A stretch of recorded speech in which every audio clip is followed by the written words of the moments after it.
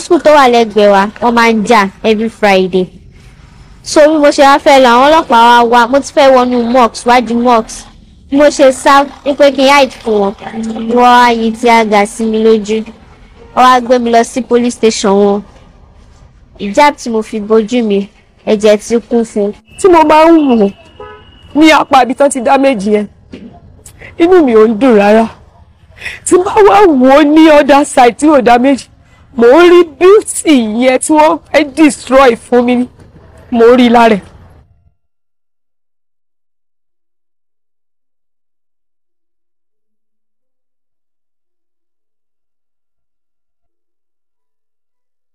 nǹkan tó ṣẹlẹ̀ sí mi ní on the 9 February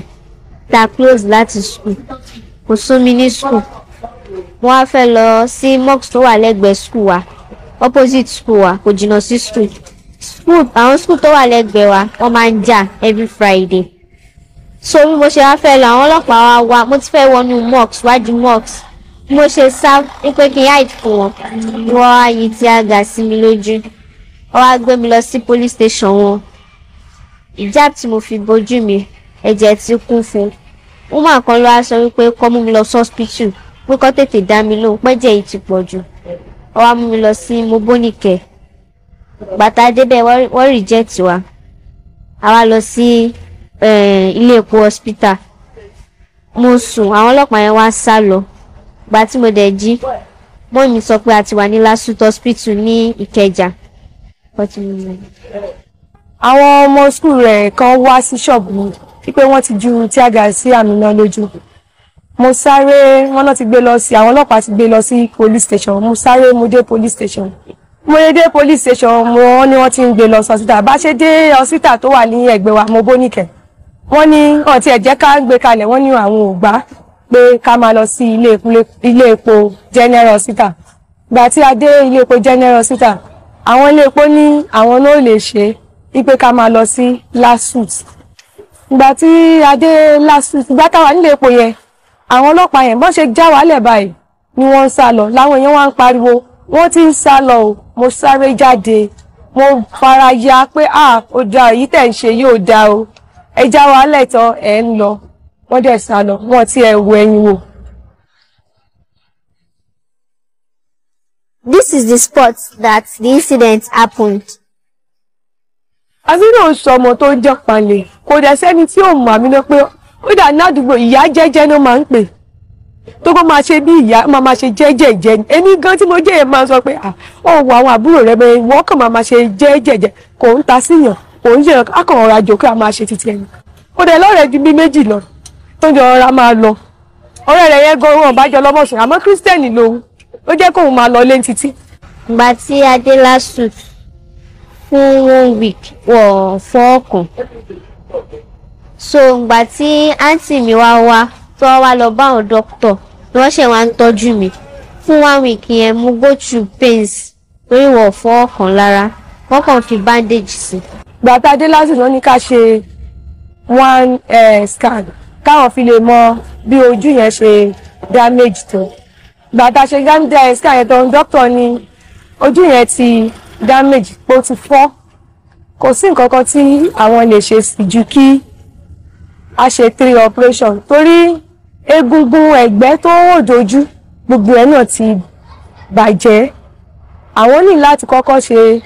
operation yẹn kọ́kọ́ hò di egungun yẹn náà kí ẹ̀gbẹ́ yẹn straight náà káwọn tó wá ṣe ojú káwọn tó wá ṣe ẹyinjú ó di operation 3 aṣáà ni a ti gbọ́ ìgbà tí wọ́n ṣe operation alákọ̀ọ́kọ́ àti ná tó 1.5 million ní àtọkọ mi àtàwọn ẹbí gbogbo wa ti pawọ́ pọ̀ ní ìwà ìgbà tí a wà ní hospital yẹn ọ̀gá àwọn ọlọ́pàá wọn wá bá wa ní Lasut ó ṣàwáwò bóun ló ṣe rí ayé ẹja ó sá padà síta ó kúrò nínú ward ó wá fún mi ní 50,000 pé ká máa fi báṣẹ́ lọ ó bá lọ láti ìgbà yẹn wọ́n tún wá lẹ́ẹ̀kan sí wọ́n kàn wáwò wọn dẹ̀ wá mọ́ after ìgbà tá a ṣe operation àwọn DPO àwọn commissioner of police wọ́n ṣàwáwò wọ́n ti promise wa pé ìjọba máa gbégbésẹ̀ lórí ẹ̀ ká má wọ́rí àtìgbà yẹn wọ́n tún ní kí àwọn kọ́kọ́ mi kó wá sọ́fíìsì àwọn wọ́n tún dé ọ́fíìsì wọn wọ́n ní àwọn máa ṣe gbogbo ẹ̀ fún kán má wọ́rí wọ́n sọ kankan mọ́ not until ìgbà tí a wá pariwo síta. When the police got there, to disperse the riotous students, they fired a canister of tear gas. And the tear gas was not fired into the eyes of Aminat. It was fired to the head. I think the effect of the tear gas, which you are aware of, causing pains on the eyes, might have caused Aminat to fall down on a sharp object.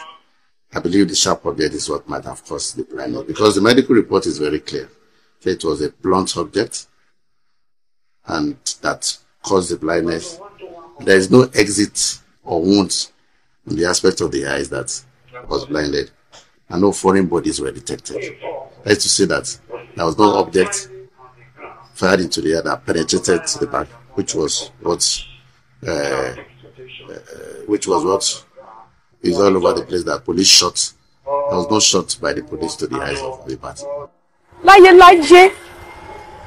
èmi ò mọ̀ tí police ti rí report wọn o wọn àwa gan tá a béèrè fún report wọn ti fún wa gbọ̀ngbà tó sọ operation tán mo béèrè lọ́wọ́ doctor ṣé o kò lè ṣe ojú báyìí tí ó fi fọ ẹ̀yìn ojú wọn ló kò lè ṣe irú damage báyìí ó kàn ọ̀rá máa bó gbogbo bí ojú báyìí kò lè fọ́ sọ́kẹ̀tì ojú á jẹ́ nǹkan tó wọlé gbì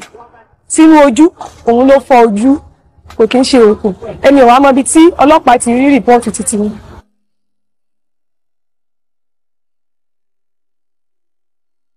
Àtìgbà tí kinní yìí ti ṣẹlẹ̀ tí mo máa ń wò ní apá ibi tán ti damage yẹn inú mi ò ń dùn rárá tí bá wá wò ó ní other side tí ò damage mò ń rí beauty yẹn tí wọ́n fẹ́ destroy fún mi mò ń rí lára inú mi ò dùn rárá